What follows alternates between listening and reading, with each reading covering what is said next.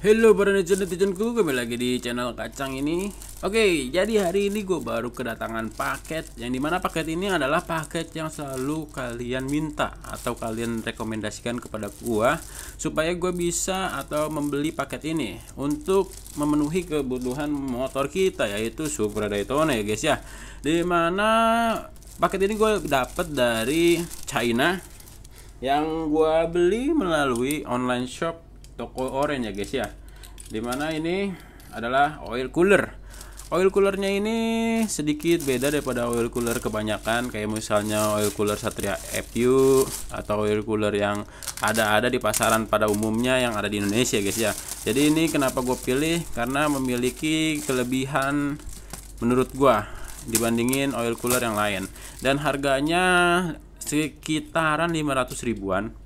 Emang lebih mahal daripada oil cooler pada umumnya, tapi oil cooler ini gua dapat lagi diskon, jadi cuman 290.000 atau sekitar 300.000 dan free ongkir.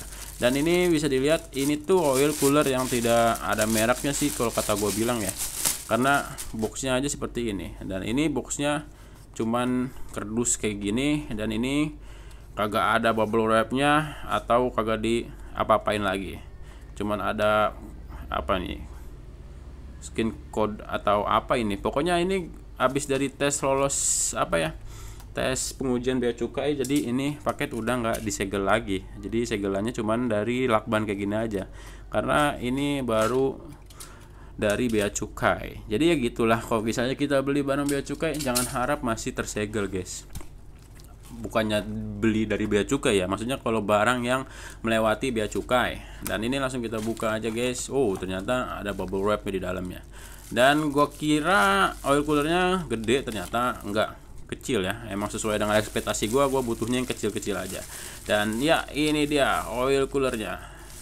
Tada, wow, keren kan oil coolernya. Beda daripada oil cooler yang ada di Indonesia, yang seperti Satria FU atau oil cooler yang ada di pasaran Indonesia, kayak misalnya KTC atau ya gitulah pokoknya ya. Kalian sama-sama tahu kalau oil cooler di Indonesia tuh apa aja. Nah itu beda. Dan ini memiliki partisi atau bentar, aliran yang cukup banyak tapi kecil-kecil ya guys ya. Ini bisa dihitung ada 1 2 3 4 5 6 7 8 9 10 11 12 13 14 15 16. Wow, ada 16 partisi. Cuman kayaknya ini sih cuma 15 doang atau sekitar 14 ya, karena yang partisi itu yang bawah. Dan ini gua nggak tahu nih bakalan bagus atau enggak ke motor, karena kalau misalnya dilihat nih materialnya, yang namanya produk Cina tuh selalu ala kadarnya dan tidak mengutamakan durability. Dan ini kenapa gua pilih, walaupun yang tadi gue jelasin kagak sesuai dengan durability karena produk dari Cina, karena ini memiliki yang namanya oil cooler yang lebih simpel daripada oil cooler yang ada gitu. Kalau misalnya oil cooler yang biasanya kan ada sisik-sisik yang zigzag gitu ya guys ya. Kalau ini dia menggunakan partisi dingin yang modelnya cor-coran nih, kayak di dalam sini kelihatan gak tuh. Nah kayak gitu dia modelannya. Jadi kalau misalnya dengan modelan yang seperti ini, membuat si oil cooler kita itu atau ininya lebih awet atau lebih enak dilihat gitu. Jadi nggak usah pakai jaring-jaring lagi, karena kalau misalnya kita steam atau cuci ya tinggal semprot aja gitu. Terus kalau misalnya disikat, sepertinya ini jauh lebih aman dibandingin dengan yang namanya oil cooler pada umumnya yang ada di pasaran ya guys ya. Dan ini lubangnya juga udah ada dratnya di dalamnya, drat halus ya, tinggal pasang doang si selangnya. Maaf tadi gue bilangnya kabel ya, maksudnya selangnya. Terus di sini juga ada 2 lubang, dan ini nanti tinggal dipasang aja di bodi kanan motor kita atau di depan gitu. Bisa masangnya kayak gini, kebanyakan orang kan masangnya kayak gini nih, dari bawah ke sini. Nah juga bisa kayak gini, dan juga bisa juga kayak gini. Pokoknya sesuaiin motor aja, yang penting ininya ketiup angin gitu guys ya. Dan detailnya kayak gini nih, ini pinggirannya, dan ini belakangnya, dan ini bawahnya. Nah, ada lubangnya, dan ini dari sisi sebelahnya, dan ini atasnya gitu, dan sedikit bengkok-bengkok, semoga nggak bocor ya. Oke, jadi alasannya tadi udah gue sebutin, daripada yang biasanya itu enak dan lebih mudah, dan gue juga lebih suka modelnya lebih klasik kan, lurus-lurus aja. Jadi kalau misalnya dipasang di Supra kita jadi terlihat lebih simple, nggak begitu racing. Dan ini juga rekomendasinya juga pada bagus di online shop. Cuman kekurangannya ya ini aja nih, bahannya nggak jauh lebih baik daripada yang ada di Indonesia. Kalau yang dari Indonesia tuh kayaknya lebih kokoh, ini kayaknya ringkih ya, tapi kita nggak tahu karena kita belum coba. Semoga aja lebih awet.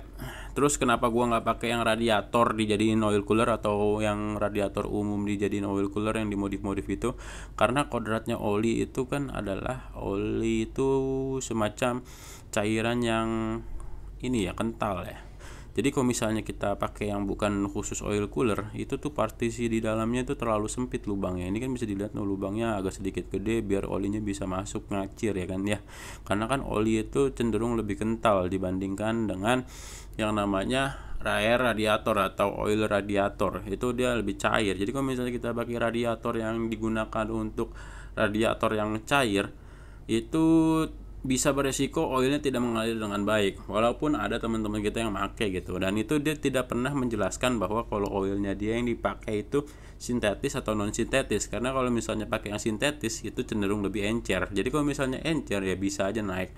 Cuman kalau misalnya kita pakai oil sintetis, kita harus sering-sering yang namanya ganti oli gitu. Jadi banyak orang yang pakai ini radiator, cuman gak dikasih tahu kekurangan dan kelebihannya kayak gimana. Kalau misalnya radiator yang dipaksa dimodif jadi oil cooler, itu kekurangannya itu jadinya kita nggak bisa menggunakan oli yang namanya oli-oli kental lagi gitu guys. Dan kalau misalnya ada tambahan, bisa ditambah lagi di kolom komentar pengalaman kalian pakai oil cooler sama radiator yang dijadiin oil cooler tuh kayak gimana gitu. Kalau misalnya gua salah juga tambahin aja, nggak apa-apa, karena gua di sini berbicara berdasarkan logika atau secara fisika ya.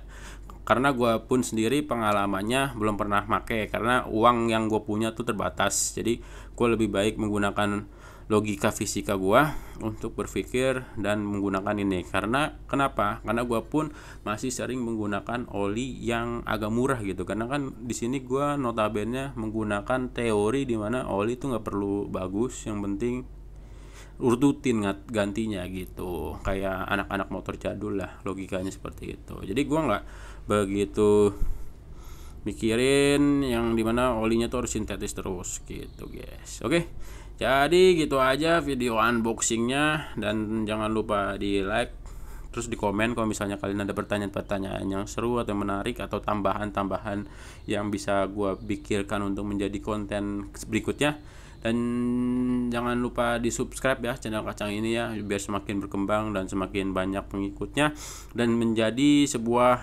channel otomotif yang memberikan inovasi-inovasi terbaru yang tidak mengikuti tren masa kini ya guys ya. Oke. Dan untuk video pemasangannya jangan lupa di subscribe sih intinya ya. Nanti gue upload pas pemasangannya, karena ini nanti pengen gue bikin bracket dulu biar enak dilihatnya sama enak dipasangnya, nggak copot-copot gitu guys. Terus buat nanti kabelnya gue pakai apa juga nanti gue share ya kan. Pokoknya di subscribe biar kagak ketinggalan video-video gue selanjutnya. Oke, sampai jumpa di next video. Guru Dwika Hidayat pamit. Bye bye.